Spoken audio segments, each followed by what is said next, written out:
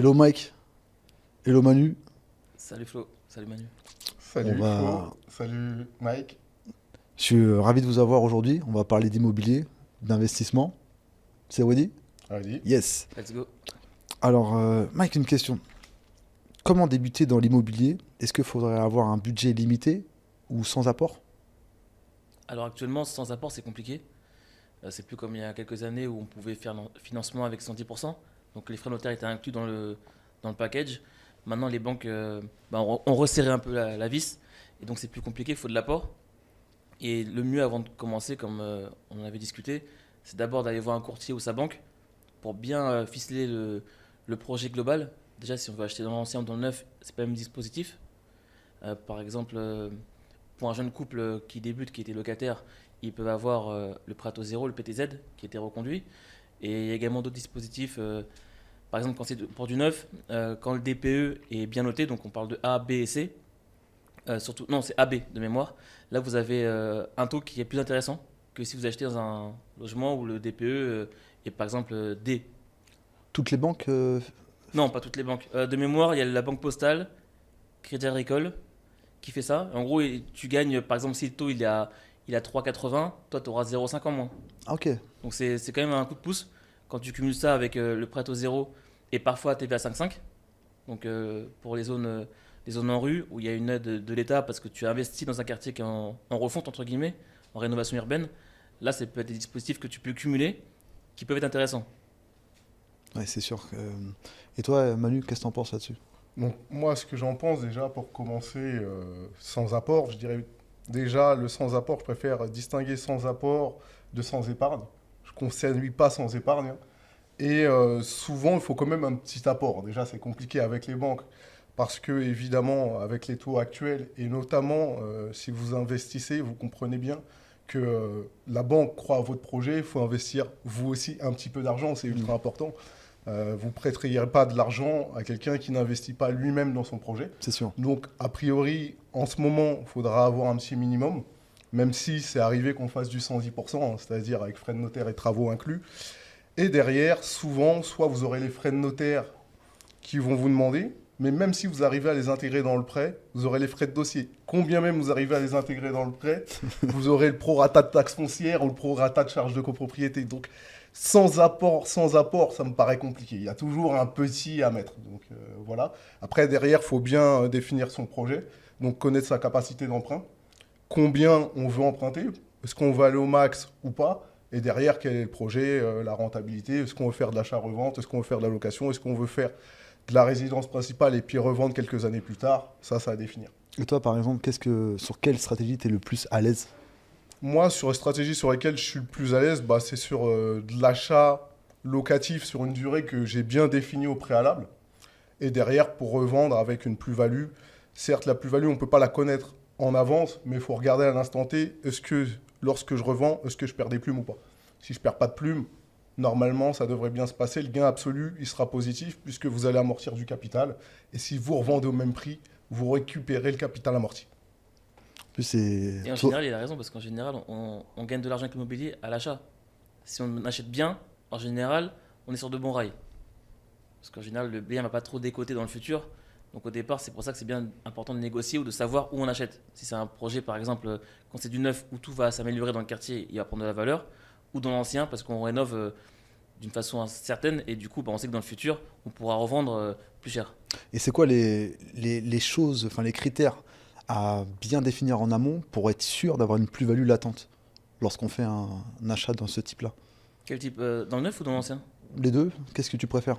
Déjà, moi, je pense qu'il faut connaître le secteur. Même si on n'habite pas sur place, il faut vraiment connaître très très bien le secteur. Pour pas déjà avoir de mauvaises surprises. Parce qu'il suffit qu'il y ait un projet qui doit voir le jour dans le secteur. Par exemple, un transport qui devait arriver, finalement, il n'arrive plus. On n'est pas trop au fait de l'actualité. Et du coup, ce qu'on pensait être un bon levier pour monter sa plus-value future, c'est anéanti. Donc je pense qu'il faut d'abord bien connaître le secteur, anticiper les travaux. Parce que quand c'est dans l'ancien, des fois, on peut avoir des mauvaises surprises. On va en parler. On en a, On va en on en parler. a eu. Donc en fait, il faut vraiment anticiper. Parce que c'est vrai que la tendance depuis quelques années, c'est de minimiser les risques lors d'un investissement locatif. Tout est beau, tout est rose, totalement faux. C'est l'entrepreneuriat, donc c'est vrai que si on se jette comme ça C'est comme si tu viens jouer un match de foot contre le Barça et t'es une petite équipe et tu t'es pas entraîné. Ça va être très compliqué, tu vas essayer des plumes, tu vas prendre des buts. Bah, c'est pareil, sauf que c'est des dizaines de milliers d'euros potentiellement. Donc franchement, faut être prêt. Quand tu vas à la guerre, il faut avoir des armes. Et c'est vrai que si t'as pas de connaissances ou si t'as pas d'experts autour de toi ou si t'as pas d'informations vraiment deep, parce que te dire que c'est facile, tout est beau, tout est rose, c'est pas ça de l'info. Il faut expliquer aussi les mauvais côtés qu'il peut y avoir et la prévention qu'il faut avoir en avançant sur ce projet. C'était toi, Manu, on en avait parlé juste avant. Qu'est-ce que tu avais mis en place justement pour être sûr de bien être bon dans les travaux? Tu as eu quelques déconvenus, si tu veux en parler pas. On va en parler, il n'y a pas de souci. Pour revenir à ce que disait Mike, effectivement, il y a le secteur, l'emplacement, c'est la clé. Vous ne savez pas quel type de projet il va y avoir dans la ville, ça peut être compliqué. Imaginons il y a un projet de logements sociaux ou un projet de boîte de nuit et que vous avez acheté à côté d'une boîte de nuit, votre bien risque de décoter. Ça, c'est clair. Après, vous allez regarder aussi la ville, comment elle est. Est-ce qu'il y a un pôle économique? Est-ce qu'il y a un pôle touristique? Il y a un pôle étudiant? C'est ça qui va vous permettre de dire si vous allez pouvoir louer ou pas et si vous allez avoir de la demande derrière.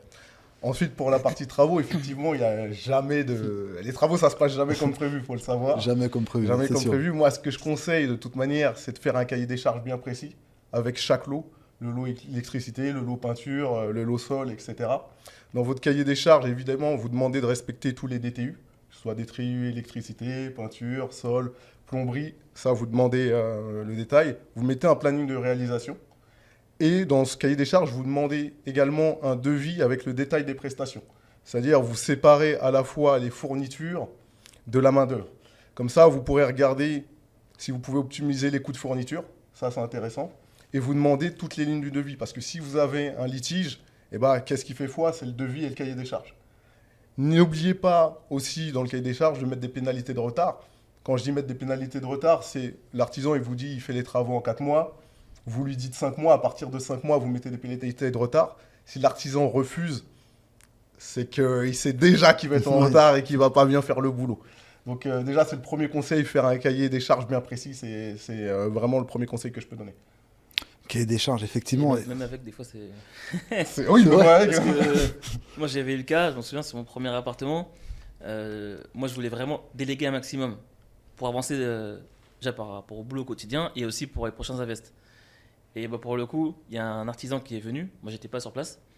Et en gros, il a demandé un acompte. Et c'est pas un énorme acompte par rapport aux travaux, etc. Moi, j'avais vraiment regardé ça de loin. Et pour le coup, il est parti avec l'acompte, il a pu donner de nouvelles. Le deuxième, par contre, là, j'ai mis les mains dedans et je voulais faire attention parce que entre deux artisans, on avait 20 000 euros d'écart pour la même prestation. Et moi, j'ai fait jouer un peu mon réseau. C'est un ami qui m'a présenté une société qui était vraiment sérieuse et qui a repris le chantier en cours parce qu'il y avait des gros risques au niveau de l'immeuble. Et ça m'a sauvé parce que sinon, on n'était pas beaucoup, hein. On n'était que 6 copropriétaires. Donc c'est pas anodin, 25 000 euros, 20 000 euros à peu près de différence de devis. Donc c'est sûr qu'il faut vraiment être dedans. Le mieux, c'est d'avoir une recommandation. En général, ça se passe plutôt bien quand on a une recommandation d'un mec qui a travaillé chez un confrère ou un ami ou de la famille de façon juste, mais il n'y a pas de risque zéro. Il n'y a pas de risque zéro et souvent, il faut comparer. Là, il y a eu 2 devis, on aurait pu mettre un 3e. Ouais, carrément. Et ce serait quoi, sinon, les éléments à vérifier pour s'assurer de la fiabilité de l'artisan, hormis le réseau? C'est compliqué. C'est compliqué. Hein. Regarde, il suffit tu peux lui demander, je peux voir un chantier que vous avez fait, il te montre des photos, ou même il t'envoie sur place sur un chantier, tu vas pas en faire 10. Et franchement, j'en ai vu qui ont... Bah moi, pour le coup, le mec, il a bien bossé chez moi, sur un de mes appartements, c'est une autre histoire. En gros, il a fait la presta pour tout ce qui était sol, peinture. Chez moi, il a travaillé très très bien, rien à dire. Chez mon ami avant, qui était celui qui m'a un peu formé dans l'immobilier, pareil. Je l'ai envoyé chez un cousin à moi, catastrophe. C'était pas horrible, mais c'était pas du tout la même qualité de travail. Il pouvait pas le nier. Et tu sais pourquoi il a vraiment travaillé? Sous-traitant? Non. C'est parce que c'est tout bête. Hein. En fin de compte, mon cousin habitait trop loin de chez lui. Non. Et donc son argument, c'était de dire... Non mais c'est vrai, il a dit ça. Hein. Et pour le coup, il a dit comme argument... Ouais mais vous savez, c'est pas pratique, j'habite très loin, donc je pars plus tôt. C'est quoi cet argument? C'est incroyable. C'est comme ça qu'il s'est justifié d'avoir fait un travail moins précis. Parce qu'il a l'habitude d'avoir les chantiers vers chez lui, dans son confort. En fait, tu le sortais de la zone de confort. C'est lui qui a accepté le chantier, personne n'a forcé. Surtout qu'il avait l'adresse. Il pouvait regarder sur Maps, il avait l'adresse. Incroyable. Et donc en fait, le premier jour, bah, ça allait, le deuxième jour, et puis après, il commençait à partir un peu plus tôt parce qu'il y avait des bouchons, on est en région parisienne. Et du coup, il était un peu laxiste. Et à la fin, même moi, j'étais gêné. Et quand on lui a demandé, il a été franc par contre. Il n'a pas menti. Vous voyez, de toute façon, c'était factuel. La peinture n'était pas posée de la même façon. Donc là, même dans le cas où c'est une reco, alors c'est une reco, mais il faut préciser, est-ce que le chantier n'est pas trop loin de là où vous habitez pour au cas où. C'est une anecdote, mais Ouais, quand même. Il abuse. Moi, je pense qu'il faut quand même vérifier la décennale de l'artisan. Donc lui demander une copie. Et s'il faut appeler l'assurance décennale pour savoir s'il est bien à jour en fait. Oui, effectivement. Je pense que c'est ultra important parce que si vous avez des soucis et qu'il n'avait pas de décennale, ça risque d'être catastrophique dans le futur pour vous. Derrière, après, les artisans, ils sont tous différents. Vous pouvez regarder les avis, effectivement, Google. Regardez les mauvais avis, c'est dû à quoi? Si c'est... on voit si c'est quelqu'un qui est un petit peu jaloux, on voit les arguments, ils volent pas haut. Si c'est des arguments concrets avec des photos concrètes, vous pouvez vous dire, l'artisan, il est capable de me faire ça sur mon chantier. Et ça, c'est important. Après, il faut être sur place. Les travaux, c'est un truc important. Il faut être sur place, il faut les suivre, les artisans. Sinon, vous allez avoir des surprises ou des vis cachées irrattrapables. La plomberie, une fois que c'est masqué, c'est masqué. Vous ne pouvez plus le revoir. Et quand vous aurez des fuites, là, vous allez le découvrir. Et là, ça vous prend du temps, ça vous prend de l'argent. Donc, le meilleur moyen, c'est quand même de suivre le chantier. En sachant aussi que la décennale ne s'applique pas sur tous les pôles d'activité, en fait. Si la décennale sur la peinture et qu'il fait des travaux de plomberie, ça ne va pas jouer. Exactement. Et c'est un point qui paraît bête, mais pour moi qui est essentiel. C'est avant de commencer à investir, qu'est-ce qu'on est prêt à faire? Est-ce qu'on est prêt à bosser dessus, vraiment, à côté de son boulot, et de se donner corps et âme, entre guillemets, pour assurer le bon fonctionnement, il n'y a pas de risque zéro, mais au moins de stabiliser un peu l'investissement? Ou alors on veut vraiment s'en décharger? Si c'est un mec, par exemple, qui a 50 ans, qui a une famille, qui ne veut pas s'occuper d'un investissement au quotidien, moi je lui conseille d'acheter quelque chose de plus facile. Bien sûr. Un logement neuf, il peut avoir des problèmes. Si c'est un gros promoteur, ça va se régler dans le temps.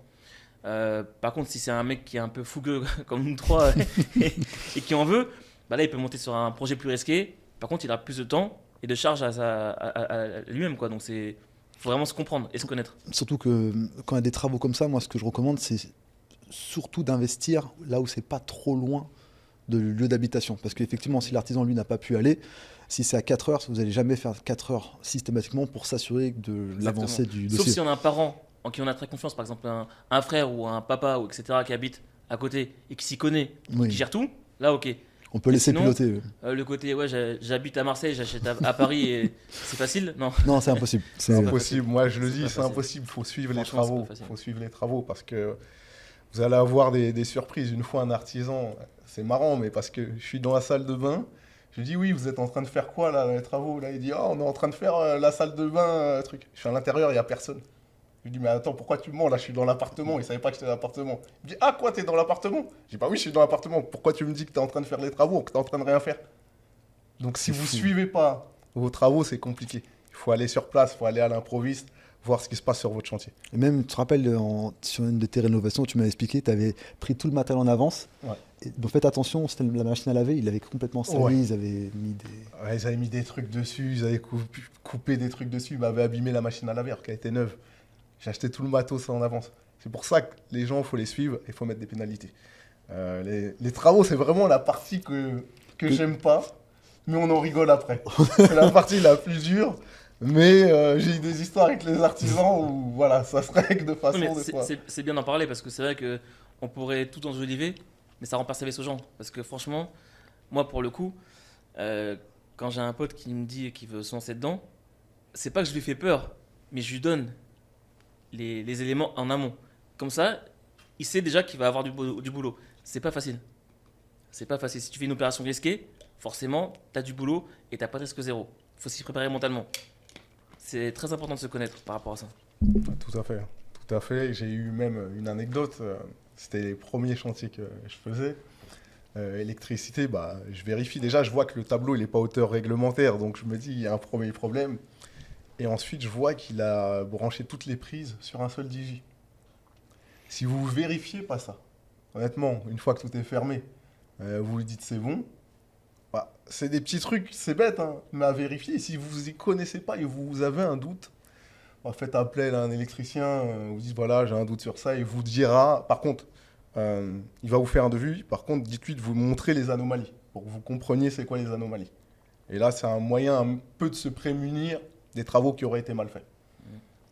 Ouais, les malfaçons, ça peut être vraiment des gros risques. Il y a quoi d'autre encore comme risque auquel un investisseur peut faire face lors d'une rénovation ou... Bah, toi, donne-nous un peu ton expérience parce que Bah, tu en as vécu aussi. Moi, à part les travaux, c'est les seuls risques que j'ai eu. Mais c'était juste le premier, j'avais pas assez estimé le montant des travaux. Je pensais qu'il fallait le faire après le D'accord. financement, mais je l'ai fait. Alors, il fallait le faire avant Oui. pour pouvoir l'intégrer dans le financement total. Donc, j'ai dû faire les travaux, mais c'était pas trop loin de chez moi. C'était à 2 heures, donc j'y allais. J'ai compris que maintenant, je fais un devis avant et que je l'intègre dans la banque. Les autres travaux que j'ai eus, c'était au niveau de la rénovation. 3 devis, 3 artisans, 3 prix différents. Un à 35 000, un à 32 000, un autre à 90 000. Ok. S'assurer que les décennelles fonctionnent bien sur les pôles humides, la partie humide, donc tout ce qui est plomberie. Quelqu'un qui a de la décennale sur la peinture, c'est de la peinture, ça n'a pas trop d'impact. Mais sinon, c'est surtout, est-ce que le rendement attendu est réel par rapport à ce que j'ai prévisionné? Si toute ma stratégie est axée sur un certain type d'investissement, par exemple la location courte durée, et que finalement il n'y a pas de demande, et que la location nue classique est inférieure au prix du crédit, là c'est un mauvais invest. Donc il faut vraiment prendre le scénario catastrophe. Moi c'est ce que j'ai fait. J'avais tout axé mon tout premier bien sur la location courte durée, en disant que j'allais faire fureur. Au final, il y avait une clause dans les, dans les charges de copro, Règlement de copro. le règlement de copro, pardon, qui indiquait que toute habitation est exclusivement à titre bourgeois. C'est-à-dire que tout ce qui est courte durée, c'est interdit. Je ne savais pas. Donc quand j'ai commencé, j'ai reçu un courrier du syndic, il faut rater ça tout de suite. Et heureusement, la chance que j'avais, c'est que le loyer attendu, en location classique, était pile poil du montant de mon crédit. Donc D'accord. finalement, j'ai pas perdu trop de plumes. Et j'ai appris que cette clause-là, maintenant je la connaissais pas. Et systématiquement, si jamais je veux faire, je fais pas de courte durée, mais si jamais je devais en faire ou si quelqu'un veut en faire, faut qu'il s'assure de ça également. Bah, t'as totalement raison parce que moi j'ai vécu à peu près la même chose. En fin de compte, j'avais acheté un appartement très proche de Paris dans le 92 dans le but de faire la location courte durée. Et c'était pendant le premier confinement. J'ai eu des mauvaises surprises. Il y en a qui ont fait des soirées dans mon appartement. Ils m'ont cassé l'appartement, quoi. Des cloisons, ils m'ont arraché le rideau. Après, j'ai d'autres locataires qui m'ont volé une télé carrément. En gros, j'ai eu un appartement, il y a plein de problèmes sur l'Airbnb. Et pour le coup, j'ai un ami qui lui en faisait beaucoup, surtout vers Disneyland. Et il a arrêté sa stratégie parce qu'en fait, c'est bien la location courte durée quand tout se passe bien, quand tu as des bons locataires et tout. Mais c'est compliqué parce que tu sais pas qui rentre, qui sort forcément. Moi, j'avais mis un système automatisé en place. Et c'est vrai qu'on a des déconvenus. Donc après, la personne du ménage, elle sait que c'est pas elle. Le mec qui s'occupait de mon booking, il me dit, il comprend pas d'où ça vient, etc. Tu fais des réclamations, t'as pas forcément gain de cause auprès d'Airbnb. Donc j'ai dû arrêter cette stratégie-là. Je suis passé en LMNP classique, on va dire. Mais du coup, mon rendement, il est plus le même. Donc ça, c'est une expérience que tu fais bien de partager parce que j'ai vécu la même chose, ouais.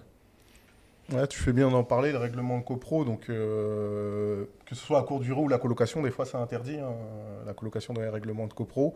Autre chose que je pense qu'il faut regarder, c'est l'entretien de l'immeuble, notamment s'il y a un ravalement qui va arriver dans les prochaines années. Donc il faut savoir quand est-ce qu'il a été fait le dernier ravalement, parce qu'un ravalement de façade, ça peut être 15 000 boules, 20 000 boules, donc c'est pas rien à lâcher. Et derrière, à quoi faire attention, comme vous disiez, vous connaissez pas en fait en Airbnb. Moi, j'ai jamais eu de gros problèmes. J'en ai eu des petits, j'en ai eu des petits, mais bon, c'est pas. Il y a quelqu'un qui avait laissé un vieux steak saignant, du sang partout dans le frigo. Il a laissé ouvert. C'était une horreur, mais j'ai pas eu de trucs de fou en Airbnb. Allez, des lits un peu cassés. Bon. Ça se règle. Du matériel, on était que sur du matériel. Voilà, on est que sur du matériel. Ça va dans ce cas-là. Ouais, ça va, mais j'ai compris que ça pouvait mal tourner aussi. Par contre, il y a un truc qui est arrivé à un ami, on n'y pense pas souvent quand on achète un bien. Avant d'aller signer l'acte authentique, aller refaire une visite du bien. Lui, c'est avéré que le bien, il était squatté. Donc, ils ont repoussé la signature tant que les squatteurs n'étaient pas sortis, ils ne signent pas. Tu es en train de dire qu'il l'allait signer et un jour avant la signature Voilà, de l'acte authentique, c'est ça? C'est ça, il est parti voir en fait l'immeuble, il a vu que l'immeuble était squatté. Et ça, c'est important quand même de le faire. On n'y pense pas, hein. C'est des petits trucs en fait tout bêtes, mais quand il m'a raconté l'histoire, j'ai dit ah oui, c'est vrai, faut quand même le vérifier le truc. C'était une maison, non? C'était un immeuble? Non, c'est un immeuble. D'accord, ok. Il faut le savoir. Ça, c'est... Aussi, le marché actuel, on a reçu des questions. Ah oui, Le marché de l'immobilier. c'était une question justement d'un ami qui me disait qu'est-ce qui est le mieux aujourd'hui? Est-ce que ce serait de faire de l'investissement locatif ou d'acheter sa résidence principale en espérant faire une plus-value après, future? Personnellement, j'ai depuis le départ. Ah, on n'a pas fait la même stratégie, toi et moi. C'est vrai, j'allais dire comme toi. Manu, je sais pas. Comme Manu, c'est plutôt comme Manu. Ah, comme Manu. Moi, j'ai eu parti pris de louer ma résidence principale et d'acheter en parallèle. Parce que ça me permettait du coup à chaque fois d'avoir le levier de dire en gros, j'achète pour habiter dans le futur logement. Et j'ai pu acheter plusieurs appartements comme ça. Mais franchement, tout dépend de chacun parce que, encore une fois, c'est une question d'état d'esprit. Si la personne, elle veut être tranquille, pépère, acheter sa résidence principale avec sa femme ou ses enfants ou même célibataire et pas se prendre la tête, il spécule pas du tout, il travaille à côté et un jour peut-être que ça prendra pas mal de valeur, il récupère de la plus-value et il verra ce qu'il fait. Là, c'est un schéma qui est bien aussi. Faut se connaître encore une fois. Si tu préfères monter rapidement, tu vas plutôt comme Manu et moi, c'est-à-dire qu'on va louer, acheter, acheter, acheter. Maintenant, le crédit n'est plus le même qu'avant parce que là, les taux ont fortement augmenté. Donc, c'est plus difficile d'avoir l'effet de lever de la dette. C'est-à-dire qu'en fait, on pouvait acheter de l'immobilier en levant la dette à notre avantage finalement. Mais maintenant, c'est plus compliqué. Donc, tout dépend des gens. Et puis, il y a en fait l'achat du neuf et de l'ancien qui est totalement différent. Là, on ne sait pas si l'État va continuer à aider les gens à acheter dans le neuf, par exemple, avec les lois de défiscalisation. Parce qu'en France, on avait depuis 40 ans des lois. Il y a eu Borloo, Cellier, Pinel, etc. qui permettaient à toi, moi, à un particulier, d'acheter à un prix dans le neuf, faire marcher l'économie de la construction. Et en contrepartie, tu pouvais, toi, défiscaliser chaque année. Donc, tu avais un loyer plafonné pour ton locataire et toi, tu défiscalisais. Ça, c'est un schéma qui plaisait beaucoup aux Français. J'en ai vendu beaucoup de ce type de biens et ça fait depuis 40 ans qu'on avait ça. Là, c'est arrêté. Donc le problème, c'est que ça refroidit beaucoup les investisseurs. Et il faut savoir qu'en France, la majorité du parc locatif provient des bailleurs privés. Donc c'est des gens comme vous et moi qui avons une résidence principale qu'on va mettre en location, qu'on achète un appartement, etc. On met en location. Et c'est les bailleurs privés qui représentent la majeure partie du marché locatif en France. Et là, le problème, c'est qu'il y a une baisse d'offres dans le neuf parce que les promoteurs sont frileux. Il y a moins de construction, il y a moins de mise en chantier, etc. Et dans le même temps, il y a un problème en France, c'est qu'il n'y a pas assez de gens qui sont logés. Donc on a une crise du logement également. Parce qu'il n'y a pas assez d'offres sur le marché du fait que les promoteurs sont un peu frileux d'aller sur les opérations. Donc on va voir comment ça évolue, mais là pour le coup c'est assez compliqué. Ouais. Wow. Je ne veux pas être trop pessimiste, hein, mais factuellement, c'est réel. Il n'y a eu que 800 000 ventes immobilières en France l'année dernière, ce qui est très peu. Comparé à ce qu'on a connu comme record il y a 3 ans, en 2021, on était à 1 200 000. 2021 1 200 000. Là, on est passé à 800. Ouais, Il y a une vraie baisse. Moi, je sais clair et net. en 2019, c'est là où j'ai levé le plus de dettes. Il y avait qu'on appelle ça, comment il s'appelle le système d'endettement qui était en différentiel. Le différentiel, Le ouais, différentiel. tout à fait, ouais. C'est intéressant. C'était le feu, ouais. C'était le feu. Non, mais en fait, c'est ça. En fait, c'est que nous, on a commencé à une époque, je pense toi aussi en même temps, Mike, 2018. 2018. Donc, en fait, typiquement, au CIC, quand tu avais un investissement qui te générait une trésorerie positive, ton endettement, il baissait. Ce qui te permettait de réemprunter. Et si tu faisais encore une bonne opération, ton endettement, il baissait encore. Ce qui permettait de réemprunter. Or, ces règles-là, elles n'existent plus. Donc, elles ne sont pas applicables aujourd'hui. Donc, c'est vrai qu'il y a quelques années, c'était facile. On ne va pas se mentir, c'était facile d'emprunter. J'ai pu même, moi, acheter ma résidence principale parce que voilà, j'étais assimilé fonctionnaire et donc j'avais des facilités d'emprunt. Mais aujourd'hui, dire c'est mieux d'acheter sa résidence principale ou d'emprunter pour investir, en fait, tout dépend de la stratégie. Si votre but, c'est de gagner de l'argent, bah, c'est ce qu'on a dit. Dans les deux cas, de toute manière, quand vous revendez, vous êtes sûr de ne pas perdre de plumes. C'est ça la première règle. Ensuite, quand on fait du locatif, est-ce que vous allez chercher du rendement, c'est-à-dire que des loyers élevés par rapport au prix d'achat, ou est-ce que vous allez regarder l'opération au global, ce qu'on va appeler la rentabilité, qui intègre la plus-value? Tout dépend de votre stratégie.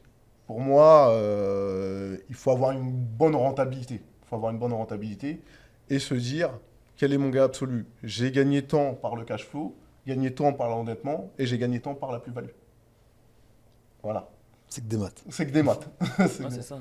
Après, c'est vrai que, comme on le disait, on a pu acheter avec des taux intéressants, mais au détriment du marché global. Parce que moi, je sais que j'avais des clients qui me disaient mais vous vous rendez compte, c'est super cher, c'est n'importe quoi les prix. Et je leur disais oui, vous avez raison. Et du coup, ils étaient un peu choqués, ma réaction. Un peu froide et sincère finalement. Parce qu'ils ont raison. Le marché immobilier, C'est très haut. en France, c'est trop élevé. Je suis d'accord avec eux. Mais pourquoi? Il y a une raison. C'est parce qu'en fait, à l'époque, en 90, dans les années 90, on pouvait acheter de l'immobilier avec des taux à 12-13%. On remboursait en moyenne en 14 ans. Depuis les années 2000, il y a eu l'appel d'air qui a fait que ils ont baissé les taux fortement. Ils ont permis à beaucoup de gens d'acheter avec beaucoup moins d'apport. Donc forcément, il y a une énorme demande. Donc l'offre, elle a fait quoi? Elle a grimpé. Elle a grimpé. Ce qui est logique. Et le problème, c'est que on se retrouve maintenant avec des prix très très hauts. Donc c'est vrai que tout le monde disait, l'argument des vendeurs, moi c'était pas le mien parce que bon, je pouvais pas, je reste quand même honnête. Ils disaient à chaque fois, c'est super, on peut emprunter, ça coûte rien. Ça coûte du temps. T'empruntes sur 25 ans. Et le temps, c'est tout, c'est la vie. Ouais, c'est ça. Je préfère, moi personnellement, acheter avec 12, 13, 14, 15, même mes 20% si tu veux. J'achète à 20%, il n'y a pas de problème. Sur 5 ans. Si tu me permets de rembourser en 10 ans, Ok. tu vois le schéma, tu rembourses sur 10, 11, 12 ans et tu as 20%. C'est mieux ça que d'emprunter à 0,90 sur 25 ans. Tu as tout dit. Il n'y a pas photo. Parce qu'au final, tu es libre plus rapidement. Oui, absolument. Tu t'enlèves de la dette. Ah oui, c'est logique. Tu t'enlèves de la dette, effectivement. Et en faisant ça, c'est vrai que les prix montaient tout doucement. Il suffit de voir la courbe historique des prix de l'immobilier en France. Elle est comme ça. Et à partir des années 2000, elle explose. Parce qu'il y a eu beaucoup plus d'encours immobiliers sur le terrain. Et donc, c'est ça qui a fait que les prix ont flambé. Donc, c'est un vrai problème. Non, mais en plus, généralement, la baisse du prix de l'immobilier, c'est juste une correction finalement. C'est pas vraiment, c'était tellement haut, même cette correction, ça reste quand même difficile d'emprunter et d'acheter. Oui, c'est sûr. Ça reste quand même difficile. Les taux ont fortement monté. Les prix restent relativement très très hauts aussi. Très très haut. C'est ça le problème, parce qu'en fait, des fois, j'ai des gens qui sont plus âgés. Par exemple, des gens qui ont 60 ans, qui me disent « Ah, mais les jeunes, vous êtes bien, vous achetez pas cher. Nous, à l'époque, quand on achetait, on était à 13-14%. » Je leur dis « Oui, mais le prix, t'as Le combien? prix, exactement. C'est le prix qui compte. C'est ça. Et puis Je préfère acheter à 50 000, je schématise, à 50 000 euros à 25% qu'à 500 000 euros à 1%. Bien Il n'y a pas évidemment. photo. Bien évidemment. Et il y a même, quelqu'un du gouvernement qui avait proposé une loi d'emprunter à 50 ou vers 60 ans. Mais vous imaginez la catastrophe? Si on emprunte, j'ai fait calcul, si on emprunte à 3% sur 50 ans, ça veut dire que ton remboursement, il sera plus élevé que la valeur de l'emprunt de départ. C'est lunaire. Ouais. Il fera le plus du double. Ça n'a aucun sens. Ça veut dire qu'en fin de compte, tu empruntes à 40 ans, ta dette, c'est pour tes enfants. Absolument. Waouh. Est-ce que c'est une bonne solution? Je ne sais pas. Non, mais t'as tout dit sur le fait qu'avant, ils empruntaient peut-être à des taux plus élevés, mais ça durait moins longtemps. Donc, le temps, c'est la vie. Donc, Ils ont pu s'enrichir comme ça, les gens. Voilà, c'est Parce ça. que regarde, il suffit que tes grands-parents, ils aient acheté à l'époque 15 ans, ils remboursent. Ils rachètent 15 ans, ils remboursent. Tes parents font Bien une sûr. fois ou deux fois la même opération sans vraiment spéculer. Je parle vraiment du français moyen. Il fait ça et à la fin, son petit enfant, il aura de l'apport pour lui donner, Absolument. pour acheter. Par contre, celui qui n'a pas la chance d'avoir les grands-parents ou les parents qui avaient investi à l'époque dans la pierre et qui ont fait des belles plus-values, ils se retrouvent sur le marché. À la fin, il emprunte avec des taux relativement élevés, mais à des prix qui sont énormes. Qui sont Et là, s'il n'a décorrélés. pas de l'apport, il ne peut pas acheter, il est bloqué. C'est pour ça que de toute façon, une fois que la dette est levée, le plus rapidement possible, il faut la solder. Je suis d'accord avec toi. Peu importe le taux. Que ce soit 1%, 2%, 4%. Il faut toujours rembourser par anticipation. Si tu peux. Il faut maximiser pour pouvoir. C'est... Après, c'est vrai que quand tu veux on va faire ce qu'ils disaient tous à l'époque. Ouais, super, t'as un cash flow, t'empruntes sur une longue durée. Oui, mais il faut dire aussi aux gens que t'empruntes sur une longue durée. C'est le temps, C'est l'ennemi. pas anodin. Tu rembourses pas Le le capital. Oui. Exactement. Et c'est 25 ans de ta vie. Donc après, en général, on va pas aux 25 ans. On rembourse avant. On revend avant, on rembourse à la banque. Et après, on monte sur notre opération. On espère avoir fait une plus-value pour avoir de l'apport pour la prochaine opération. C'est un peu le schéma classique. Mais il faut prendre en compte. Toi, c'était ça que tu voulais faire un petit Moi, peu, je pense. moi, à la base, j'étais sur une stratégie il y a un petit peu des deux. C'est-à-dire Similaire. que l'idée de départ, c'était d'acheter 4 biens, certes, qui génèrent de la trésorerie positive, de ne pas dépenser la trésorerie positive, de l'investir sur d'autres supports pour la faire croître et de rembourser rapidement en 15 ans tout et être tranquille. C'était 15 ans. Voilà, moi, je m'étais fixé à 15 ans, je rembourse tout. Et donc, je charbonne bien à côté. Les cash flows, je les investis, je fais fructifier. Et je rembourse tout et j'ai plus de dettes et je suis tranquille. J'aime pas trop les dettes. Même si l'effet de levier, c'est très bien. Mais une fois que tu n'as plus de dettes, tu dors quand même assez tranquille. On va pas se mentir. Puis après, En fait, il y a le temps qui passe et on voit que d'un point de vue légal et fiscal, l'État s'attaque beaucoup à l'immobilier. Donc j'ai commencé à revendre. J'ai commencé quand même à me débarrasser. Flo, tu sais, je t'en ai vendu des biens, donc on sait très bien. Donc c'est-à-dire encaisser des plus-values et repartir sur d'autres projets peut-être à l'étranger. Voilà, c'est ça. Donc ça fait partie d'une stratégie qui a évolué dans le temps. C'est-à-dire j'ai consommé du capital, j'ai des plus-values, j'ai revendu. J'ai le cash qui revient et on va investir sur autre chose. Voilà. Non, vas-y. Non, mais clairement, ce que tu dis, c'est vrai parce que là, on voit bien que l'État veut s'attaquer aux propriétaires de l'immobilier. Ils font moins en moins d'efforts pour faciliter les crédits et surtout, même pour la plus-value que tu vas faire potentiellement pour ta résidence principale qui avant était exonérée, maintenant tu peux être taxé sur certaines conditions. Projet de loi de finances aujourd'hui, si on peut en parler, si vous revendez avant les 5 ans pour des raisons autres que professionnelles, séparation, il pourrait taxer la plus-value de la résidence principale. Ce que je trouve injuste, d'ailleurs. C'est dur. C'était une niche fiscale qu'on avait, qui était super. Tu pouvais du coup revendre sans payer les plus-values sans être taxé sur ta plus-value sur ta résidence principale. Et dans le même cas, en parallèle, ceux qui avaient acheté à l'époque des logements dans l'ancien avec des DPE, diagnostic de performance énergétique, assez négatif, par exemple GH, à partir de là, bientôt, en janvier 2025, ils ne pourront plus louer. Et après, 2028, les suivants. Donc c'est vrai que c'est bien parce qu'il y avait des passoires thermiques. Donc il faut aider les gens à se loger décemment parce qu'il faut être chauffé l'hiver, c'est tout à fait normal. Mais dans le même temps, qu'est-ce qu'on fait en échange? Est-ce qu'on construit plus d'appartements? Non. Donc il y aura un gros problème. Il y aura moins de logements locatifs sur le marché. Et dans le neuf, on ne construit pas assez. Donc je ne sais pas où ils veulent aller. Avec toutes les lois qui sont en train de mettre, justement, la fiscalité qui est en train de changer, le LMP qui est attaqué, le DPE, etc., on ne sait pas trop ce que ça va donner. Ouais, moi, c'est pour ça que je commence à sortir. Parce que déjà, je sais pas pour vous, déjà, vos taxes foncières. Moi, mes taxes foncières, elles ont pris 30%. Donc déjà, on voit qu'on commence à taper. Lors du précédent podcast, j'avais dit que j'étais à 20%. Toi, tu as pris 30%. Enfin, j'ai pris 30%, donc voilà, je suis transparent. Ensuite, effectivement, il y a le LMNP qui est en train... On va voir. C'est pas encore passé, donc on va voir. Ce qu'on a dit, la taxe sur la plus-value de la résidence principale, donc on attaque encore. Donc on a bien vu aussi le LMNP aussi. Avant, il y avait 3 conditions pour passer professionnel. Il n'y en a plus que 2. Toi, tu es passé professionnel, donc tu sais ce qu'il en est. Et je trouve que même les conditions, elles sont injustes. Pourquoi ? Parce qu'en fait, quelqu'un qui gagne très très bien sa vie, il reste LMNP très très longtemps. Oui. Et quelqu'un qui part de zéro, il ne peut pas en profiter très rapidement. Et je trouve ça injuste, honnêtement. Je trouve ça injuste et voilà, je sens que l'immobilier, c'est facile à taxer. Et en plus, les Français disent rien.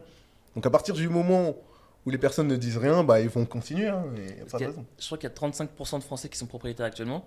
Et donc c'est facile, comme tu dis, d'aller chercher l'argent là où il est. Donc là, pour résumer, on a des taxes sur la plus-value de la résidence principale potentielle. On a l'LMP qui va changer. Le Airbnb, ils sont en train de resserrer la vis. Le DPE, il se resserre fortement. On construit moins. Donc forcément, le paysage immobilier en France, il fait un peu peur. Il faut se le dire. On va voir comment ça évolue. Mais ce qui est étrange, moi, j'arrive pas à comprendre, c'est que quand on regarde la construction, le marché de la construction, le secteur entier génère plus d'1,2 million d'emplois en France. Et ça représente, je crois, c'est 6 à 8% du PIB français. Donc c'est énorme. C'est énorme. Et là, quand on voit ce qui se passe, ça paraît négatif. Donc je comprends maintenant pourquoi Manu pense à investir à l'étranger. Et d'ailleurs, à l'étranger, tu avais déjà des endroits où tu aimerais diversifier? Il y a des endroits, je ne vais pas trop en parler parce que pour l'instant, voilà, je réfléchis, donc je ne veux pas trop en parler. Et puis des fois, tu peux te mouiller. Tu sais, quand tu commences à dire où tu investis, il y a tout le monde qui vient aussi, tu vois. C'est vrai. Je pense que moi, je l'ai connu avec une ville où tous les Parisiens, ils sont venus d'un coup. Tu parles d'Angers? Non, c'était une ville en Normandie, à 1h30 de Paris, où avant, il n'y avait personne. On a dit, ça coûte pas cher. Ici, on est franc, on se dit tout. À Rouen, typiquement, où il n'y avait pas de Parisiens, tous les Parisiens ils sont venus d'un coup. Bon, ça fait augmenter les prix. C'est très bien, mais ça a mis un peu de concurrence. Donc en fait, et les Parisiens, ils achetaient à n'importe quel prix. Oui, c'est vrai. C'est vrai qu'en Ile-de-France, c'est cher par rapport au reste de la France. Et dès qu'on va dans d'autres régions, on se dit, c'est pas cher. Et les Parisiens achetaient à n'importe quel prix parce qu'effectivement, ils arrivaient quand même à trouver un bon rendement. Et je trouve que ça fait augmenter le marché et ramener du monde dessus de façon déraisonnable. C'est mon avis. Ouais, je comprends. Bah, c'est ça. Il y a eu le cas aussi à Bordeaux. Ils sont plaints qu'il y ait beaucoup de Français. Ils sont en masse là-bas, hein, c'est ça. C'est clair. Non, ils sont pleins à Bordeaux qu'il y ait beaucoup de Parisiens qui investissent. Ça fait grimper les prix de Bordeaux. Parce que c'est vrai que les salaires parisiens ne sont pas les mêmes forcément que ceux de province. Et donc, ils ont plus d'enveloppe budgétaire pour investir. Donc, c'est un problème pour eux. Ouais, ça fait augmenter le prix de D'un autre l'IMO. côté, c'est l'économie qui tourne. Parce que s'ils investissent, bah, ils vont peut-être consommer plus dans les restaurants, acheter des fringues sur place, etc. Donc, en vrai, c'est tout un process qui se met en place. mais Ça je fait des comprends. emplois, etc. L'hôtellerie qui fonctionne, tout fonctionne. Mais je comprends par rapport en fait, nous, on veut juste acheter le bon prix. Le bon prix. Ce qu'il disait Manu, c'est que, imaginons, tu vas à Rouen avec le prix du marché, je sais plus, c'était 100 000 euros, je crois, à peu près. Ou... Ouais, on était quoi, 2000 euros le mètre carré Ouais, voilà. à l'époque, hein, mais là je parle à l'époque, maintenant ça a augmenté. Mais... Et quand quelqu'un arrive, il te dit, je l'achète à 4 000 euros du mètre carré, tu te Ouais. dis que là, ça décorrèle tout. Parce Voilà, que ça devient n'importe quoi. le vendeur, il est habitué à ça, le marché est habitué à ça, et ça devient une norme, alors que ça l'est pas de base. Ouais. Après, ça profite aussi aux gens sur place qui avaient des terres. Il y a des terrains ou des vieux appartements qu'ils avaient potentiellement fini de payer. On a des Parisiens qui achètent avec une grosse enveloppe et eux, ils sont contents. Ah, eux sont contents. Ah oui, c'est clair. bien Voilà. évidemment. Bah, oui. C'est comme à Marrakech, quand je parlais sur place avec un propriétaire d'hôtel qui m'expliquait un peu le marché, c'est vrai qu'il y a eu beaucoup de MRE, de Français d'origine qui sont venus investir. Et ceux qui étaient sur place, bah, ils ont vu que bah, l'immobilier a fait un gros boom. Donc il y en a certains qui faisaient un peu la gueule. Mais d'un autre côté, ça crée de l'emploi. Ça ramène du monde. Voilà, ça crée du monde. Ça fait des restaurants, ça fait de la construction, ça fait de l'hôtellerie. Donc ça fait une élimination qui fait qu'il bah, y a des projets qui se passent. Le marché, ok, il augmente, mais il y a de l'emploi qui se crée quand même. Donc il y a des côtés positifs et négatifs. Il faut voir d'où on se situe. Est-ce qu'on se situe Exactement. du côté acheteur ou du côté vendeur? Ouais, c'est ça. Puis même ceux qui peuvent pas forcément acheter, bah, ils ont peut-être un meilleur job avec un meilleur salaire. Donc il faut voir aussi leur prisme à eux. Et Manu, j'avais une question pour toi. Ouais. C'est quoi les compétences minimum que doit avoir un investisseur? On en parlait un petit peu avant, mais si jamais on devrait le dire aujourd'hui, qu'est-ce que... La première compétence, c'est d'avoir du culot quand même. Je pense que vous serez d'accord avec moi, Là-dessus, faut avoir du culot, hein. Capacité à prendre des risques. Deuxième compétence, bah, c'est de savoir faire une addition et une soustraction. Des Savoir maths? faire des maths, hein. À un moment, c'est les chiffres qui parlent. Ensuite, il faut avoir des compétences, et ça, je pense, c'est quand même dans la vie, que ce soit en comptabilité, fiscalité, et connaître la législation. Parce que ça impacte forcément l'investissement. Le statut fiscal que vous allez prendre, il va impacter votre investissement. Mm. Ce que vous ne connaissez pas, typiquement, si votre comptable il fait une connerie et que vous ne connaissez pas les grands ports comptables, vous ne saurez pas lui dire « Attends, là, tu as fait une connerie dans ma déclaration. » Et ça, il faut savoir le faire. Sans être un expert, de savoir qu'il y a un truc qui ne va pas. Et si ça ne vous semble pas correct, vous pouvez lui poser la question, il va devoir vous expliquer ce qu'il a fait. Et là, vous allez voir si c'est bancal ou pas. Et là, typiquement, la fiscalité, pourquoi il faut s'y connaître? Je vais parler d'un sujet, la CFE. Quand vous louez à des étudiants, vous êtes seulement soumis au minimum de CFE. Je ne le savais pas, je l'ai découvert il y a même pas 6 mois. C'est ma comptable qui m'envoie un mail. Normalement, vous devez être redevable que du minimum. Mon ancienne comptable ne me l'avait pas dit. Donc pendant 6 ans, j'ai payé des CFE plein pot. Et les impôts ne l'ont pas dit, j'imagine. Bah non, ah bah non, en plus, il le savait. Ah, Il le je sais savait. bien. Donc j'ai envoyé un recours donc, sur les années 2024, 2023, 2022, 2021. Je ne retrouve pas les documents d'avant parce que j'ai dû renvoyer les baux, les attestations étudiants, etc. Donc j'ai obtenu gain de cause sur 2024-2023. 2022-2021, ils disent c'est en cours. Bon, j'espère que j'aurai gain de cause. Mais en tout cas, voilà, vous devez le savoir. Article 1467. Normalement, voilà. Donc, voilà. Donc ça, il faut le savoir. Je pense que beaucoup de personnes qui louent en meublé à des étudiants ne le savent pas. Je savais pas. Mais après, moi, je l'ai jamais payé la CFE. Donc, Tu t'en sors bien. peut-être que le comptable a fait les bonnes déclarations. Et pour en venir au culot, est-ce que tu te rappelles la première offre que tu avais fait avec l'agence immobilière? Monsieur, vous êtes sévère. Ah oui, j'avais Mais- fait une offre, je crois, je sais plus c'était combien, 50 ou 60 000 en dessous du prix. Je le reçois par mail de l'agence immobilière qui me dit votre offre est très sévère. Néanmoins, Néanmoins. il est prêt à baisser quand même fortement. Comme quoi, le culot, c'est ça, c'est tenter une négociation. Et puis, si les chiffres ils sont pas bons, vous prenez pas l'affaire et puis c'est tout. Il faut aller la chercher, la bonne affaire. Si les chiffres sont pas bons, faut pas stresser de se dire je vais louper cette affaire. C'est pas bon, il y a 10 autres affaires à côté.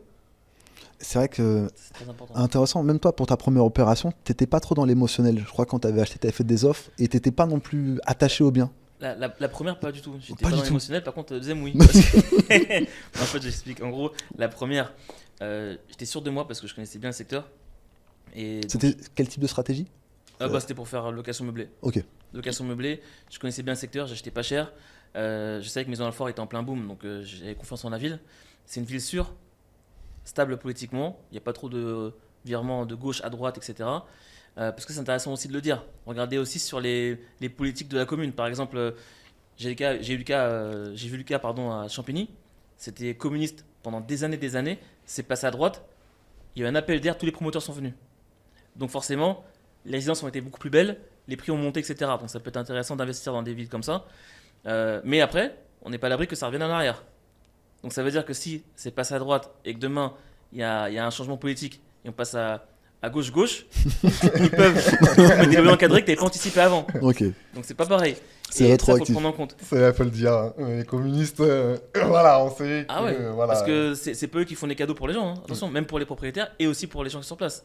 Donc c'est pas évident. Je sais que c'est pas forcément les villes communistes qui font plus de cadeaux, hein. Donc attention. Je peux te faire préempter dans les villes communistes. Et la deuxième achat, c'est parce que il y avait le Grand Paris, du coup qui a pris du retard. La ligne 15 a pris du retard. Et j'ai acheté là où je savais que la ligne 15 n'arrivait pas très loin. Le projet, franchement, était vraiment sympa parce que quand tu le vois visuellement, on dirait que tu es à Barcelone. Ok. C'est une petite ruelle et l'immeuble, en fait, il est un style art déco. Et il a été refait de A à Z. Et donc, franchement, il est vraiment atypique et il plaît beaucoup aux gens. Quand tu passes, tu veux pas passer T'es pas devant sur un insensible. autre. T'es pas insensible. Il a vraiment un effet coup de cœur sur beaucoup de gens, cet immeuble et l'appartement en question. Donc, c'est ça que j'ai acheté par rapport à la façade qui me plaisait beaucoup, qui était atypique. Même à l'intérieur, la copro aussi. J'ai acheté à l'intérieur et puis en sachant qu'il y avait une 15 qui arrivait. Donc, je voulais absolument l'achat. Et c'est vrai que des fois, je me suis un petit peu emballé sur ce point-là, mais j'étais plus jeune, j'avais 28 ans. Là, maintenant, à refaire, je ferai un achat beaucoup plus froid. D'ailleurs, dans le futur, ce que j'ai acheté après, totalement différent. Tête froide. Tête froide. Il Ouais. faut garder la tête froide quoi qu'il arrive. Parce qu'on a l'émulation d'acheter, etc. Surtout qu'à l'époque, il y avait les taux qui étaient plus bas. Donc tu voulais en profiter, tu voulais avancer. Tu pouvais même faire des doublettes, d'acheter 2 appartements en même temps avec 2 banques différentes. Donc c'est ça que ça donnait envie d'acheter. Mais faut attention, parce que encore une fois, c'est des gros montants. Donc faut pas s'y perdre. Moi, c'est vrai que par rapport à la doublette, moi, je l'ai jamais fait. Parce que je partais du principe que le banquier allait me suivre dans mes futures opérations, les prochaines que j'allais faire, et je voulais pas le cacher. Je voulais qu'on ait cette relation de confiance en disant voici mes chiffres, voici ce que je génère. Est-ce que vous me suivez sur un autre projet? Si la réponse était oui, alors que même si des fois je voulais aller très très vite, eh ben, je me freinais. Parce que si ça se passait pas comme j'avais voulu et que j'ai 2 crédits et que j'ai pas encore mes loyers, etc., ça pouvait me mettre dans le rouge. Donc je l'ai jamais fait par rapport à la relation de confiance. Je comprends. Mais par contre, ceux qui l'ont fait, effectivement, ils ont eu des. Je peux en parler. J'avais la sœur d'un ami qui a fait ça. Elle a fait son crédit avec le Crédit Agricole et la doublette avec la Banque Postale. Dans les deux, les conditions qu'ils ont demandé, c'est de rapatriement le salaire. Elle était à la caisse d'épargne. Vous venez on vous finance, mais vous mettez le salaire. Donc, elle a mis au Crédit Agricole. La Banque Postale, ils n'ont jamais eu le salaire. Que des courriers. Vous nous avez dit que vous devez mettre le salaire. Pourquoi on n'a pas mis le salaire? Patati, patata, patata. Relation de confiance biaisée, c'est fini. Bah, Donc je en suis fait, d'accord. ça se ferme une porte. Ouais, Donc- mais c'est sûr. Pour le coup, moi, ce que je conseille en général aux gens, c'est-à-dire qu'il faut créer cette relation de confiance avec le conseiller bancaire. Bon, moi, pour le coup, le directeur de banque, il est parti, donc je suis reparti à zéro. Mais en gros, Tu pouvais pas le suivre quand il est parti? non, Tu c'est pouvais pas. un autre service en interne. Ah d'accord. Mais en gros, j'aurais préféré continuer avec lui parce que c'est vrai qu'il me faisait confiance sur mes projets. Et du coup, j'ai ramené des gens, des investisseurs, donc on était assez proches, donc ça allait. Ça me facilitait. Puis j'avais même son numéro de téléphone. Ça paraît tout bête, hein. Mais quand on a des questions urgentes parce que la déclaration d'impôt elle est à faire ou parce que le crédit arrive, etc. Tu as une question sur le bien que tu avais fait, le prêt, renvoie-moi l'offre de prêt, etc. Quand tu connais bien, tu as facilement l'information. Quand tu n'as aucun lien avec le conseiller bancaire, ça peut être plus compliqué. Ouais, je peux t'en parler. Le directeur d'agence qui m'a suivi sur mon projet d'immeuble, il est parti il y a de ça 1 an dans une autre ville et je lui ai dit écoutez, j'ai un nouveau projet, est-ce que vous allez pouvoir me suivre, etc. Non, tant que vous n'êtes pas fâché avec le crédit agricole de votre ville, je peux pas vous récupérer. Non, mais ils veulent pas me suivre. Oui, mais c'est pas un motif légitime pour pouvoir vous rapatrier là-bas en sachant que vous habitez dans la même ville de la banque. Donc je pourrais Ouais, pas je vous suivre. comprends. Donc, Après, il faut savoir aussi que si on veut avoir un taux un peu plus intéressant, par exemple, tu habites à Paris, tu veux avoir un taux et tu trouves que ce que la banque te propose, c'est un peu dur, entre guillemets, tu peux tout à fait voir en région une banque et eux, comme ils ont moins de demandes de prêt immobilier, en général, ils ont des conditions plus favorables. Et moi, pour le coup, j'avais fait un projet avec une banque en Bretagne, alors que j'ai même pas été sur place, hein, mais c'est par le biais d'une relation. Et du coup, je faisais tout par téléphone et j'avais un taux super intéressant parce que forcément, bah, là où j'ai acheté, c'était en 92 et en Bretagne, ils avaient moins de montage de prêt. Donc forcément, les conditions étaient plus favorables. Tout à fait. Et puis ce que vous pouvez faire, c'est aussi aller voir d'autres banques qui vous proposent un taux et après rediscuter avec votre banque. Voilà, telle banque me propose tant comme taux. Qu'est-ce que vous pouvez faire pour vous rapprocher? Voilà, ça c'est quelque chose d'intéressant, je pense. Et après, ils acceptent souvent de voilà, revenir à un taux, on va dire, correct, pour pas dire le contraire. Je pense que vous avez offert des chocolats à votre banquier à Noël. Vous l'avez tous fait. je l'ai offert aux locataires. Moi, je le faisais aux locataires, mais je le fais plus maintenant. Ok. Ah, je le fais plus. Il n'y a pas assez de valeur en retour. Le logement est toujours aussi sale. Il y a des choses qui ne sont pas faites. J'ai arrêté. Par contre, si je fais la location meublée classique, effectivement, et j'ai un locataire qui est là depuis maintenant 15 ans dans le logement, je l'ai récupéré déjà loué, lui, je lui envoie systématiquement. Ok. Il est très content, il m'envoie un texto, il est ravi comme tout. Donc, effectivement. Mais j'ai pas fait, c'est une bonne idée ça. Ah, moi, Ça j'ai peut fait, faciliter. si, Ça peut faciliter. Ça facilite. Ça peut faciliter. Et j'ai une autre question. Dans l'idée de vendre pour réinvestir, parce que la plus-value que tu attendais pour le logement que tu vas avoir, toi pareil, tu t'es sorti, est-ce que vous allez remettre dans de l'immobilier par exemple, à l'étranger ou dans d'autres supports? Comment... Moi, il y aura les deux, puisque j'investis déjà sur d'autres supports, que ce soit la bourse, un peu de crowdfunding aussi, que je fais, ou un peu de crypto. Donc voilà, mais sinon, je pense que je vais refaire de l'immobilier à l'étranger aussi derrière. C'est toi, Mike? Moi, crypto, j'en suis sorti, j'ai arrêté parce que je maîtrise pas, donc ça me gave. En fait, j'aime bien avoir les mains dedans. Et moi, au quotidien, je travaille dans l'immobilier depuis 10 ans. Donc, je préfère rester dans l'immobilier finalement et foncer, foncer, foncer. Alors, j'avais pas fait all-in dans la crypto, hein, mais j'avais mis une somme, j'ai récupéré il y a quelques mois. Et pour le coup, les prochains, je pense investir à l'étranger. Honnêtement, je pense à acheter à Marrakech. J'en suis quasiment sûr même. Donc là, je garde encore de l'IMO ici en France, en région parisienne. Et soit je partais vers Lyon, au sud de la France, je me pose un peu des questions, parce que j'ai des contacts sur place. Mais là, franchement, je pense que je suis convaincu d'acheter à Marrakech parce que les rendements sont vraiment intéressants. Et il y a tellement de projets qui se font sur place que j'ai envie de tester. Je peux vous poser une question. Effectivement, on n'a pas encore investi à l'étranger. Toi, qu'est-ce que tu conseilles à regarder quand on a investi à l'étranger? Déjà, avoir du réseau sur place. Parce que l'étranger, c'est comme si tu achètes en province. Peu importe, t'es pas sur place tout le temps en fin de compte. Donc si t'as pas des gens solides sur place, moi c'est par le biais de ma chaîne YouTube que j'ai pu faire des connaissances à Marrakech et Dubaï et Marbella. Mais surtout Marrakech, là j'ai vraiment des gens sur place en qui j'ai confiance. Et donc à force de les voir et de leur parler, même sur WhatsApp et autres, je sais que je peux acheter sur place et j'aurai entre guillemets, une sécurité sur mon achat. Maintenant, sur la province c'est pareil. Quand on n'est pas sur place, comme on dit tout à l'heure, bah, s'il y a un problème sur un locataire, s'il y a un problème de travaux, etc., c'est pas évident. Donc soit on a un job, on peut facilement partir du jour au lendemain pendant 24 heures pour vérifier ce qui se passe. Si c'est pas le cas, pensez bien à vérifier tout en amont. Soit vous avez un relais sur place, ou alors vous faites vraiment confiance à une équipe de travaux que vous connaissez. Oui, c'est sûr. De toute façon, il faut avoir les yeux partout quand on fait de l'investissement, et surtout à l'étranger, parce qu'on ne parle pas d'une heure de voiture ou 30 minutes de train. C'est sûr, c'est sûr. Mais dans tous les cas, il faut être convaincu par son achat. Il ne faut pas avoir de doute. Au départ, si on doute trop, faut pas aller. Faut pas y aller. Faut aller, ouais. S'il y a trop de points négatifs, comme a dit Manu, il ne faut pas avoir peur de se retirer de l'opération. Il y en aura d'autres. C'est pas grave. Parce que si on fonce, malgré les indices de mauvais investissement, et on fonce, on peut regretter par la suite. Et encore une fois, c'est des gros montants dont on parle. Donc il peut y avoir des gros problèmes dans le futur. C'est sûr, parce que je sais que j'étais sur un projet d'acheter un autre immeuble dans la région où j'avais mon premier immeuble, avec toute une stratégie axée sur la colocation. Il s'avère que la ville dans laquelle j'investis, la colocation fonctionne, mais ce n'est pas le rendement le plus fou qui existe.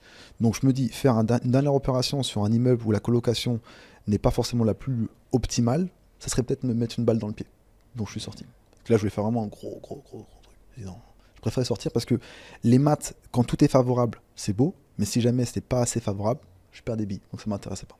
Ouais, je comprends. C'est que des maths, hein. Il y a vraiment zéro émotion. Et c'est pour ça que quand on investit, faut souvent essayer d'attraper plusieurs lièvres à la fois.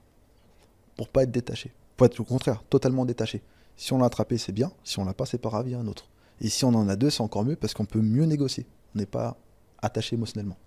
Moi, c'est ce que je recommande en Ouais, tout cas. t'as raison. Il faut bien se renseigner aussi.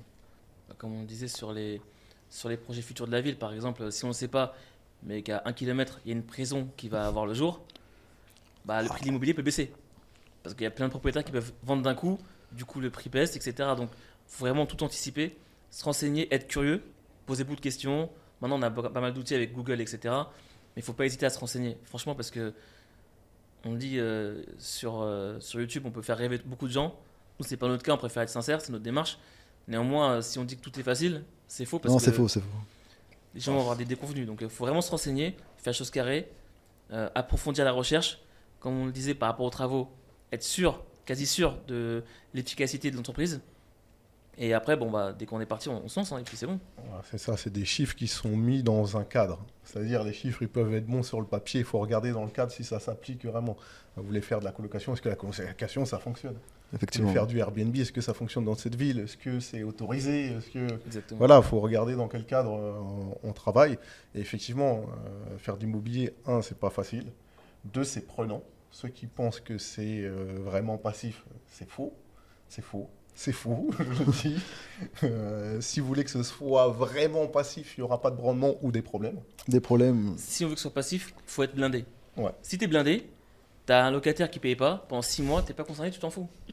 Ton appartement est déjà payé. Mais quand tu dépends d'un remboursement D'une mensuel dette. avec la banque, moi j'ai un ami, il a fait confiance à 2 femmes, pour le coup, parce qu'il en connaissait une. Donc c'était 2 colocs. Donc il n'est pas passé par une assurance de loyer Impayé. impayé. La GLI. Il a fait confiance et elles n'ont jamais payé pendant 1 an. Wow. Et lui, du coup, son projet d'achat de maison qu'il avait dans 77, il a dû l'avorter pendant ce temps-là, faire un crédit conso pour pallier au fait qu'il n'ait pas de remboursement C'est fou. du locataire. C'est fou. Ouais, c'est de Vous la imaginez folie. Donc forcément, faut vraiment tout mettre carte sur table et faire attention. Ouais. Parce que moi, l'assurance loyer impayé, je l'apprends systématiquement. D'office aussi. Il faut l'apprendre. Il faut vraiment l'apprendre. D'office. Si tout va bien, tout va bien. Mais s'il y a un problème, au moins on est bien pris en charge. Quoi qu'il arrive, moi j'ai eu le cas. Pendant 4 mois, mon locataire n'a pas payé. Bah, du coup, j'avais l'assurance loyer impayé. J'ai pas été impacté. Du coup, c'est eux qui ont fait les démarches, les relances avec les huissiers, etc. J'étais pas concerné encore une fois. Mais quand on est concerné par ça, pendant 4 mois, il faut assumer un crédit IMO dans lequel on ne vit pas. Waouh. Par rapport à ça, tu prends quoi, toi, Flo? Moi, perso, je prends Studapart ou Visal. Studapart, pareil. Je me prends pas la tête. Pareil, Studapart et je fais payer au locataire la GLI systématique. Comme ça me permet de, d'une part, vérifier l'aspect financier du locataire, entre guillemets, du candidat. Est-ce qu'il est en capacité de le payer? Oui. Ça me rassure, moi personnellement, et ça rassure la banque aussi, pour les futurs projets, en disant, regardez, j'ai une GLI, j'ai ci, j'ai ça. Et tout mon parc est sécurisé comme ça. Donc moi, j'ai eu 0 impayé 100% sur l'habitation, et j'ai eu 100% d'impayé sur du local commercial. Ok. Chacun son truc. Et toi, Mike, tu prends quoi? Moi, j'étais passé par, je peux leur faire de la pub, mais en gros, c'est une enseigne très connue. Ouais. Et du coup, en interne, ils ont leur assurance. Donc, c'est pas comme si c'était une assurance externe type AXA ou autre, c'est en interne. Donc, l'avantage, c'était que si par exemple, on est début de mois de juillet, j'ai pas été payé, tout de suite, je reçois mon loyer et c'est eux qui font les démarches. Ok, bien. Pendant combien de temps Ils gèrent. D'accord. Moi, je suis pas Ça, concerné. c'est super. C'est eux qui commencent avec les avocats à établir les démarches. Moi, j'étais pas concerné. Après, depuis, j'ai quelqu'un de ma famille qui est dans un de mes appartements, donc on marche à la confiance. Et l'autre, je l'ai acheté, mais c'est pour revendre. Donc, Pas besoin pour le moment. pas besoin pour le Pas moment. besoin pour le moment, ouais. C'est un 4 pièces que je vais revendre. Ouais. Mais c'est vrai que pour en revenir par rapport aux impayés, j'ai eu 100% d'impayés sur un local commercial parce que comme je m'y connaissais pas, j'ai fait 100% confiance à une agence, mais qui n'y connaissait pas elle non plus. Parce que c'est particulier les locaux commerciaux. Donc maintenant, je sais que si jamais je dois faire signer un bail, je le ferai chez le notaire, un bail notarié, Ok. avec exécution de payer le loyer. Et si c'est pas fait un mois après, c'est commandement payé et c'est un office, un représentant de la loi qui vient faire les démarches pour l'expulser. Parce que le notaire a cette figure d'autorité et acte de faire appliquer la loi, alors qu'une agence immobilière ne l'a pas. Ok. Ok. Un acte notarié. Ça Ah coûte ouais. plus cher. On peut faire C'est carré. c'est 2000 euros, je crois. C'est 2000 euros. Et on peut faire 50-50 avec le locataire et le propriétaire. Mais je préfère faire ça, investir une partie, pour m'assurer pendant au moins 3 ans, parce que c'est des bails 3-6-9. Pendant 3 ans, je sais que je suis tranquille. Ok. Et ça m'évite en fait de faire des procédures, parce que je t'avais dit ce que Ouais, j'ai fait. t'as eu Hein. mal à la tête. Hein. T'as eu mal à la tête. Ah, c'est compliqué. Hein. C'est Moi, quoi pour le coup, la personne qui était chez moi, il n'a pas payé pendant 4 mois. Par contre, j'ai récupéré mon appartement au bout de 4 ans. Nickel. Il était vraiment propre. Franchement, rien à voir avec le deuxième appartement que j'ai acheté. Par contre, j'ai quelqu'un que je connais très bien qui, lui, avait également l'assurance loyer impayé. Donc, il n'était pas impacté au quotidien par le fait qu'il n'ait pas été payé par le locataire. Cependant, un gros point, c'est qu'en fait, la personne qui était à l'intérieur, par haine, par le fait qu'il y ait des huissiers qui sont après elle, etc., c'est une femme. Et bah, ce qu'elle fait, c'est que elle lui détruit son appartement. Ah, tout cassé. En fait, elle met de l'humidité partout, donc il y a beaucoup d'humidité, et donc il sait qu'à terme, quand il va récupérer son appartement, bah, il aura beaucoup de travaux à faire. Parce qu'elle est encore dedans jusqu'à quand? Elle est dedans, ouais. Bah, elle va partir bientôt, apparemment. Mais bon, avec la France, le problème, c'est que la France, quand tu connais bien la loi, tu peux être protégé et jouer avec. Et donc, last minute, à chaque fois, elle déposait le dossier, c'était reconduit, et ça fait plus de 2 ans qu'elle reste dans son appartement. Bon, je pourrais pas en parler là, ça mais il fait- faut faire des choses de pirate. Hein. Je peux pas en parler, mais moi, voilà. T'as eu aussi une. Voilà, j'ai eu un petit truc, mais moi, ça s'est réglé vite. Je veux dire, je connais aussi bien la loi. Voilà, faut les faire rentrer dans la loi. Personne sait ce qui s'est passé entre vous, mais on est dans la loi. Voilà, sinon, ça peut aller très vite, quoi. Et ça peut aller loin. Moi, je supporte pas, en fait. Je pourrais pas supporter d'avoir un impayé. Genre, 2 mois, ça, je supporterais pas. Moi, en plus, c'était pas un problème d'impayé, hein, c'était un problème de nuisance. J'avais un locataire qui faisait des nuisances. Je l'ai prévenu plusieurs fois et un jour, j'ai Ah oui. reçu un courrier du syndic qui me demande de payer 75 € à cause des nuisances de mon locataire. Là, T'as vu rouge. voilà, j'ai vu rouge et ça s'est réglé quand on devait le régler. Mais oui, il faut régler vite ces choses-là parce que je pense que malheureusement, en France, les lois protègent beaucoup trop les locataires. Écoutez, merci en tout cas pour tout ça, pour les témoignages. Mike, merci, on a fini. Super. Comment on fait pour te retrouver? Bah écoute, sur Instagram, c'est mike.mrn, la chaîne YouTube Mike Marine. Ok. Manu? Bah, moi, vous pouvez me retrouver sur Instagram, hein, Manu Dagave. Et puis après, ma chaîne YouTube, bah, vous retombez là-dessus à partir de mon Instagram. Et toi, Flo? Master Mogold sur Instagram. Ah voilà, c'est important. Voilà. Merci les gars. Merci Ça à m'a vous. fait plaisir Yes. à vous d'échanger avec vous. Un plaisir. Au plaisir. En tout cas, partagez.